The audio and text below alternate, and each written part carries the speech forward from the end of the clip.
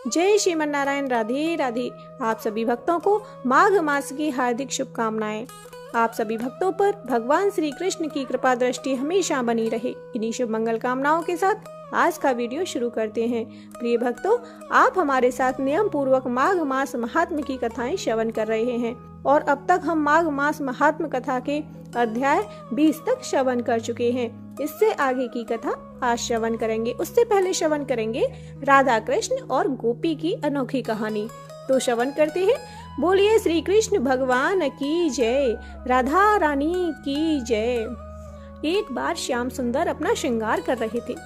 तभी श्याम सुंदर ने कुछ सोचकर नंदगांव की गोपियों को बुलाया और कहा कि अभी तुम बरसाना जाओ और ये पता लगाना कि हमारी प्राण प्यारी ने आज कैसे वस्त्र धारण किए हैं।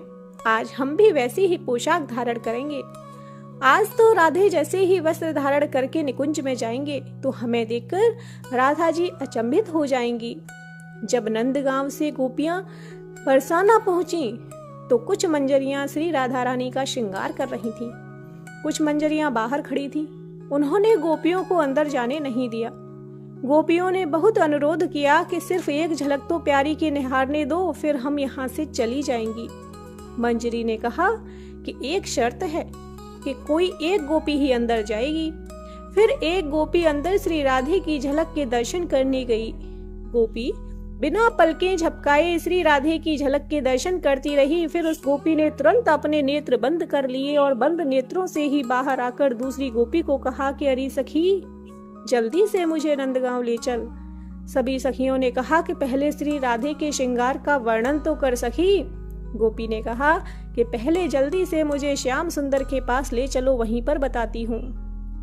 उस गोपी का हाथ पकड़कर सखियां नंद भवन में ले आईं। जब सखियां नंदगांव पहुंची तो श्याम सुंदर ने पूछा कि कर लिए मेरे श्री राधा रानी के दर्शन? अब जल्दी से मुझे बताओ कैसे पोशाक धारण किए हैं, कितनी सुंदर लग रही थी मेरी प्यारी।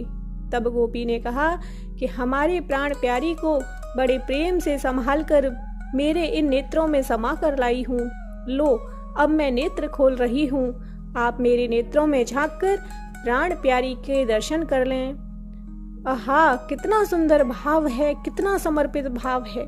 ऐसा अद्भुत और समर्पित भाव सिर्फ व्रज की गोपिकाएं ही कर सकती हैं।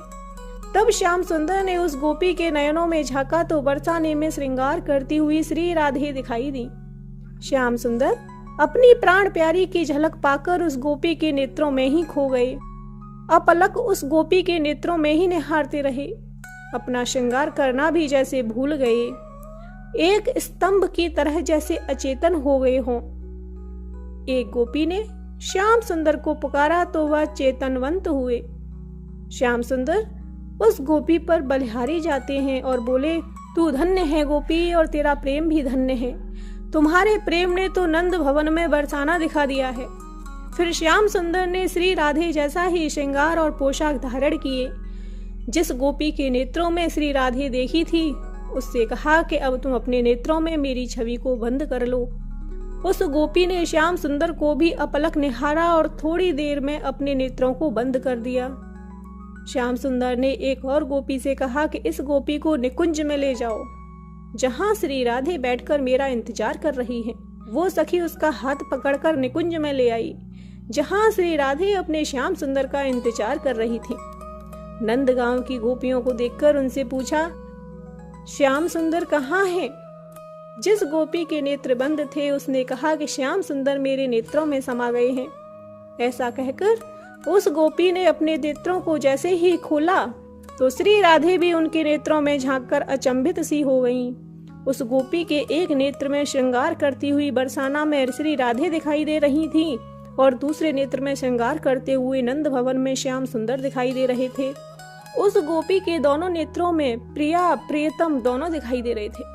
तभी दूर से श्याम सुंदर अपनी बंसी की मधुर धुन बजाते हुए आते दिखे।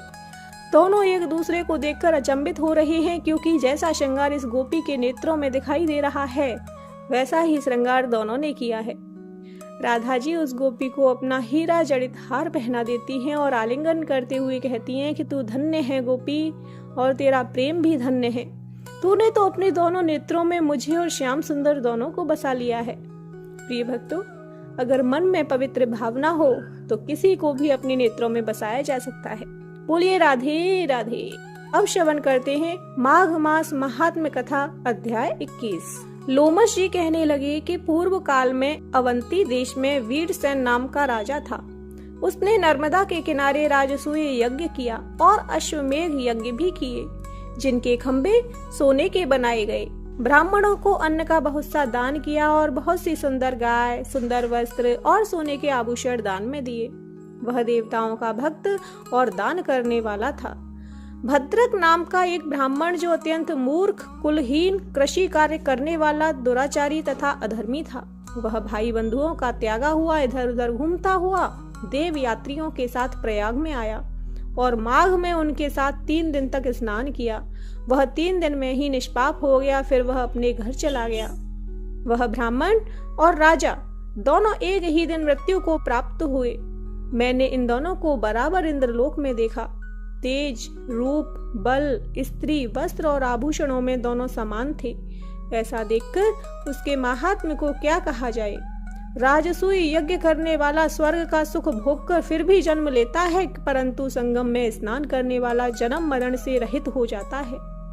गंगा और यमुना के संगम की हवा के स्पर्श से ही बहुत से दुख नष्ट हो जाते हैं। अधिक क्या कहें, और किसी भी तीर्थ में किए गए पाप माघ मास में प्रयाग में स्नान करने से नष्ट हो जाते हैं। मैं पिशाच मोचन नाम का एक पुराना इतिहास सुनाता हूँ। इस इतिहास को यह कन्याएं और तुम्हारा पुत्र भी सुने, उससे इनको स्मृति प्राप्त होगी। पुराने समय में देवदूति नाम का बड़ा गंभीर और वेदों का पारंगत एक वैष्णव ब्राह्मण था। उसने पिशाच को निर्मुक्त किया था।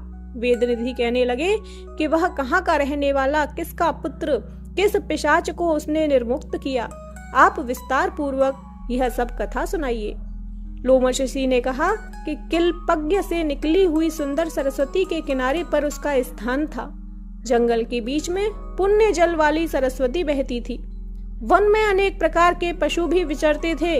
उस ब्राह्मण के श्राप के भय से पवन भी बहुत सुंदर चलती थी और वन चैत्र रथ के समान था। उस जगह धर्मात्मा देवदूति रहता था। उसके पिता का नाम सुमित्र था और वह लक्ष्मी के वरदान से उत्पन्न हुआ था। वह सदैव आत्मा को स्थिर रखता, गर्मी में अपने नेत्र सूर्य की तरफ रखता, वर्षा में खुली जगह पर तपस्या करता, हेमंत ऋतु में सारस्वत सरोवर में बैठता और त्रिकाल संध्या करता। जितेंद्रिय और सत्यवादी भी था। अपने आप गिरे हुए फल और पत्तियों का भोजन करता। उसका शरीर सूख कर हड्डियां मात्र रह गई थीं। इस प्रकार उसको तप करते हुए वहां पर 1000 वर्ष बीत गए। तप के प्रभाव से उसका शरीर अग्नि के समान प्रज्वलित था। विष्णु की प्रसन्नता से ही वह सब कर्म करता। दधीच ऋषि के वरदान से ही वह श्रेष्ठ वैष्णव हुआ था। एक समय उस ब्राह्मण ने वैशाख महीने की एकादशी को हरि की पूजा कर उनकी सुंदर स्तुति तथा विनती की। उसकी विनती सुनकर भगवान उसी समय गरुड़ पर चढ़कर उसके पास आए। चतुर्भुज, विशाल नेत्र, मेघ जैसा स्वरूप। भगवान को स्पष्ट देखकर प्रसन्नता के मारे उसकी आंखों में आंसू भर आए और कृतकृत्य होकर उसने भगवान को प्रणाम किया। उसने अपने शरीर को भी याद न रखा और भगवान के ध्यान में लीन हो गया। तब भगवान ने कहा कि हे देवदूति, मैं जानता हूँ कि तुम मेरे परम भक्त हो। मैं तुमसे अति प्रसन्न हूँ, तुम वर मांगो। इस प्रकार भगवान के वचन सुनकर प्रेम के मारे लड़खड़ाती हुई वाणी में कहने लगा कि हे देवादिदेव, अपनी माया से शरीर धारण करने वाले, आपका दर्शन देवताओं को भी दुर्लभ है। अब आपका दर्शन भी हो गया, मुझको और क्या चाहिए। मैं सदैव आपकी भक्ति में लगा रहूं। भगवान उसके वचन सुनकर कहने लगे कि ऐसा ही होगा। तुम्हारे तप में कोई बाधा नहीं पड़ेगी। जो मनुष्य तुम्हारे कहे गए स्तोत्र को पढ़ेगा, उसकी मुझ में अचल भक्ति होगी। उसके धर्म कार्य सांगोपांग होंगे और उसके ज्ञान में परम निष्ठा होगी। प्रिय भक्तों, माघ मास महात्म्य कथा अध्याय 21 यहीं समाप्त होता है। इससे आगे की कथा कल श्रवण करेंगे। बोलिए श्री कृष्ण भगवान की जय। माघ के स्नान की जय।